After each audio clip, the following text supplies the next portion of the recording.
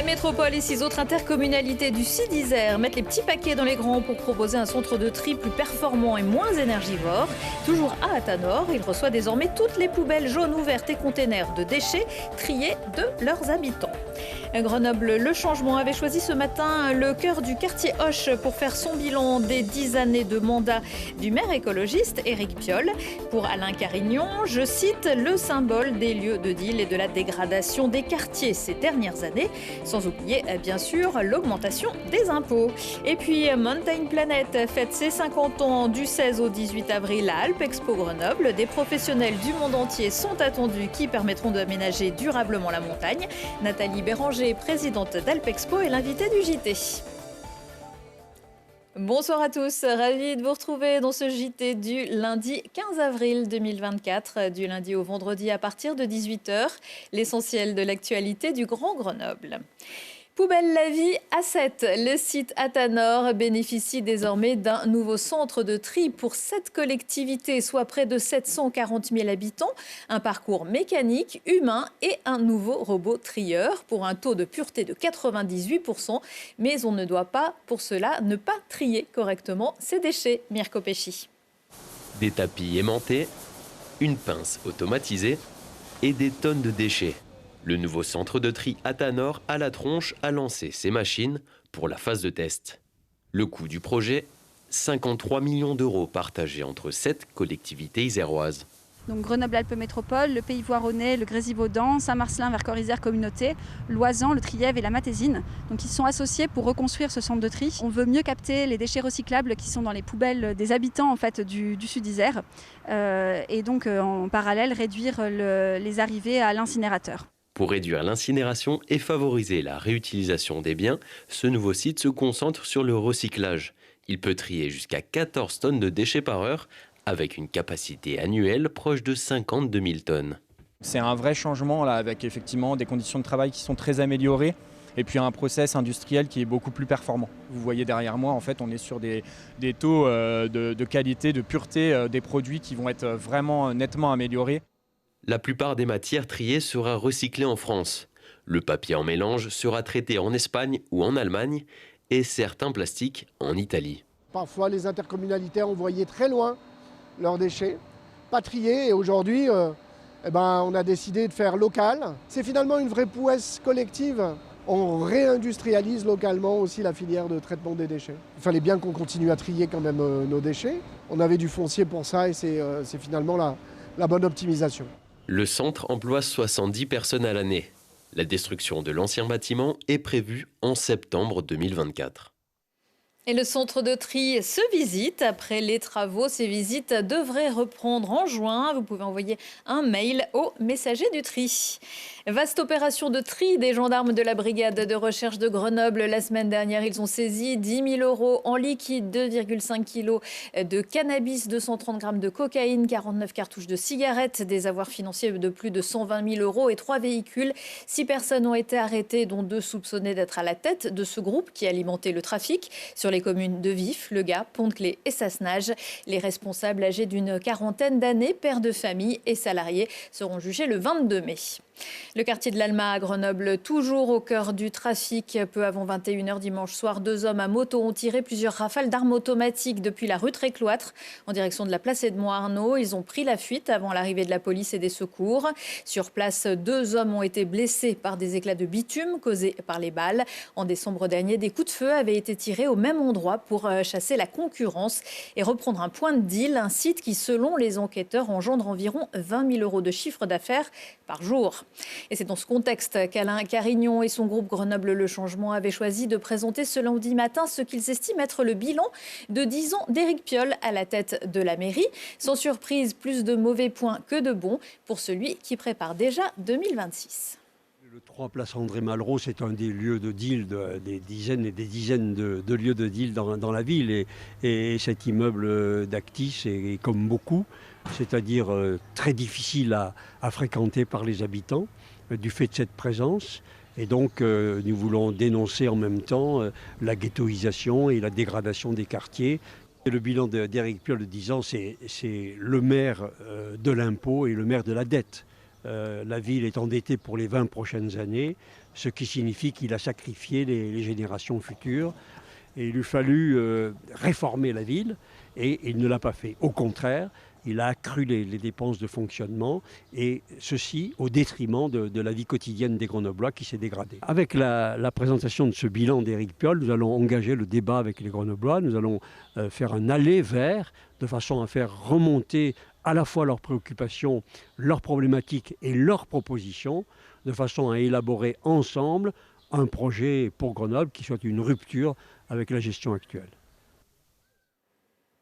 Autre lieu, autres élections, l'université Grenoble-Alpes pourrait bien changer de président le mois prochain. Vendredi soir, ce sont les listes UGA en commun soutenant la candidature de Constantin Protasov qui sont arrivés en tête des élections du conseil d'administration avec 8 sièges contre 6 pour celle du président sortant, Yacine Laknecht.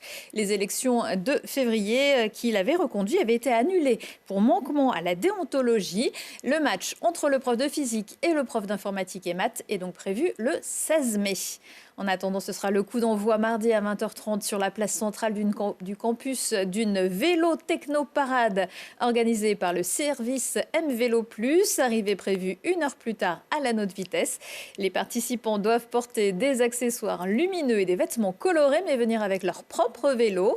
Mais grâce à Bike to Campus, les étudiants pourront bientôt louer un vélo à 49 € pour 10 mois.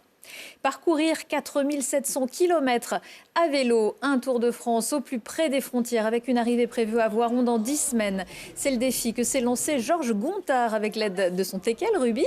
Ils sont partis samedi de Rives. L'objectif, faire connaître la jeune association La Corde des Roses qui veut financer des séjours à des femmes en rémission de cancer féminin et leur permettre de renouer avec de bonnes sensations. Vous pouvez vous aussi participer avec la cagnotte qui a été mise sur le site Hello Asso. Le défi de Georges contribuera aussi à encourager la pratique du sport et d'une nutrition adaptée pendant et après les traitements. Quelques résultats sportifs du week-end. Le FCG entre dans le top 5 de Pro D2. Les Grenoblois poursuivent leur remontée spectaculaire depuis 5 journées avec la manière. Ils ont écrasé Aurillac vendredi 55-10. C'est fini. On va voir quand même ce bel essai. Voilà, c'est fini pour le PVBC. Les basketteuses voironnaises sont sorties des quarts de finale. Elles ont perdu la belle à Montbrison. C'était samedi soir. Et puis Clara Penreau devient la femme ayant soulevé la plus lourde charge le jour de ses 22 ans. La Grenobloise a soulevé 242,5 kilos et elle est encore junior. Plus d'infos dans le Sport Express juste après ce JT. Ça fait mal. Eh bien, mais pas top. La foire des rameaux de Grenoble a tiré le rideau dimanche soir sur l'esplanade après 3 semaines de festivités. En raison du calendrier, la foire n'a pas pu bénéficier des vacances et le temps n'était pas toujours au beau fixe. Malgré cela, l'événement a quand même accueilli entre 300 et 350 000 visiteurs, au lieu de 400 à 500 000 habituellement. Pour permettre le départ des forains, le parking et la station de tram Fratellini resteront fermés jusqu'au 19 avril.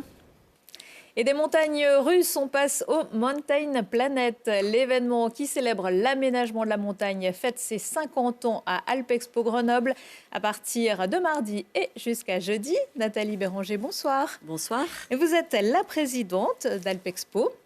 Alors le Mountain Planet, ce n'est pas un événement qui est ouvert au grand public, mais c'est quand même un événement très important pour Alpexpo. Bien sûr, d'abord nous sommes ravis de fêter cette année les 50 ans de Mountain Planet. Au départ, c'était le salon de l'aménagement de la montagne, tout le monde s'en souvient, c'était le SAM.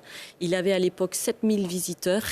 Aujourd'hui, nous sommes proches de 20 000 visiteurs. C'est énorme, c'est vraiment une réussite pour un salon professionnel qui n'est pas ouvert, comme vous l'avez dit, au grand public. Alors d'où viennent les exposants et les visiteurs ? Alors, nous avons cette année 460 exposants, 900 marques représentées. On a 27% d'exposants nouveaux qui sont là sur le salon. C'est notamment dû à l'innovation technique et tous les équipements que l'on peut mettre au service de la montagne. Et puis, nous allons accueillir une centaine de pays étrangers sur 50 000 mètres carrés d'exposition. Est-ce que les conflits internationaux ont des conséquences sur ce salon comme depuis 2022, j'imagine qu'on ne voit plus beaucoup de Russes. Est-ce que le Liban, qui a aussi des stations de ski, ne vient plus? Comment ça se passe? Oui, effectivement, on a nettement moins de stations de ski qui proviennent de la Russie. Naturellement, on en a quelques-unes, mais très peu. Il y a une petite délégation. Mais pour autant, tout le monde, si j'ose dire, toute la planète est au rendez-vous cette année. Est-ce que l'univers de la montagne se projette différemment depuis quelques années pour faire face notamment aux conditions climatiques? Oui, je pense que nous avons une perception différente aujourd'hui de la montagne. Avant, la montagne, c'était le sport d'hiver, c'était surtout l'hiver. Aujourd'hui, on peut dire qu'on a vraiment une montagne de saison, parfaitement 2 saisons. Les 4 saisons, ça viendra petit à petit, on y va. Mais l'été, aujourd'hui, il y a quasiment autant de touristes et de personnes et d'usagers de la montagne qui viennent pour des vacances, pour se ressourcer. On va à la mer, mais on va aussi à la montagne. Donc c'est toute la différence d'hier, excusez-moi. La montagne, c'est l'hiver, c'est l'été et c'est bientôt les 4 saisons. L'été, c'est aussi en fonction des conditions climatiques, on le disait. Donc, est-ce qu'on continue à produire autant de remontées mécaniques ou est-ce qu'il y a d'autres moyens qui sont mis en avant, comme les vélos électriques et ce genre de choses? Bien sûr, il y a ce qu'on appelle la diversification de la montagne. Donc, il y a beaucoup d'autres activités aujourd'hui et c'est pour ça que les familles viennent en vacances à la montagne. Viennent en vacances pour skier, parce qu'il y a quand même 70% des personnes qui viennent en hiver skier à la montagne. Il faut quand même le dire, le chiffre est encore important. Mais il faut se projeter. L'or blanc est toujours là. Pour certaines personnes, c'est important, quand on vient à la montagne l'hiver, c'est pour skier.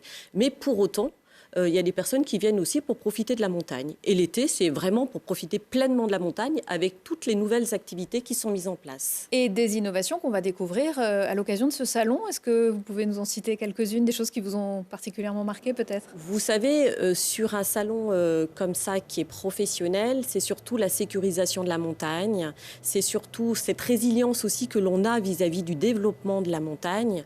Notamment, aujourd'hui, il y a des monotorines qui permettent d'équiper, par exemple, les chasse-neige, les ratraques, pour utiliser moins d'énergie.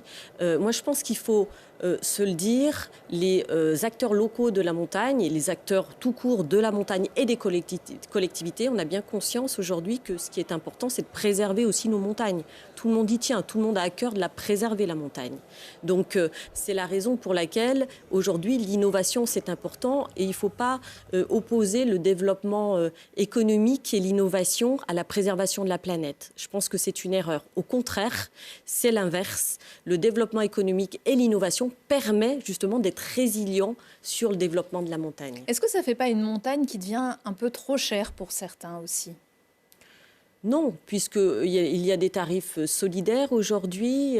Il y a des écoles qui se déplacent aussi l'hiver à la montagne, qui sont subventionnées par les collectivités. Il y a aussi des associations, des syndicats qui font en sorte que les jeunes puissent se rendre à la montagne.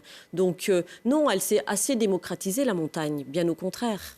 Alors, vous êtes élu à la ville de Grenoble. On vous a vu au début de ce JT aux côtés d'Alain Carignon, mais vous êtes aussi dans l'équipe de la région, aux côtés de Laurent Wauquiez. Ce Mountain Planet, il a aussi les JO 2030 en ligne de mire qui devraient avoir lieu en France, dans les Alpes et dans les Alpes-Maritimes. Évidemment, certains vont avoir cette idée-là dans le coin de la tête. Bien sûr. Et cela sera confirmé au mois de juillet prochain. Pour l'instant, ce n'est pas confirmé, mais en tout cas, on va aller vers des JO a priori sur donc 2 régions, la région Auvergne-Rhône-Alpes et PACA. Donc, et ça fera encore au moins 2 saisons de Mountain Planet. 2 éditions. Encore 2 saisons de Mountain Planet, tout à fait, entre-temps 2026-2028. Puisque c'est tous les 2 ans et que les années paires, c'est à Grenoble et les années impaires, c'est à Innsbruck. Merci beaucoup, Nathalie Béranger. Merci à vous. Quelques idées de sortie pour les plus petits, puisque les vacances de printemps ont débuté. Si vous ne partez pas, vous pourrez toujours aller voir les voyages à la Belle Électrique mardi à 15h. Un spectacle musical et dessiné à voir à partir de 6 ans qui met en scène l'album de Marie Caudry et le travail de l'illustratrice sonore Leslie Maurier. Grâce à elle, le chat Vega, Pénélope et Phileas prennent vie pour un voyage autant spatial qu'intérieur. Et dans le parc Lesdiguières de Cessiné-Parisé, c'est le festival Court-Circuit qui reprend du service du 16 au 28 avril sous un chapiteau pouvant accueillir jusqu'à 250 spectateurs. 10 spectacles différents, 16 représentations de compagnies émergentes et professionnelles en après-midi et en soirée, dont la troupe de Passage et le cabaret Vitamine. Retour de l'actu dans 1 heure et en replay sur télégrenoble.net. Excellente soirée à tous.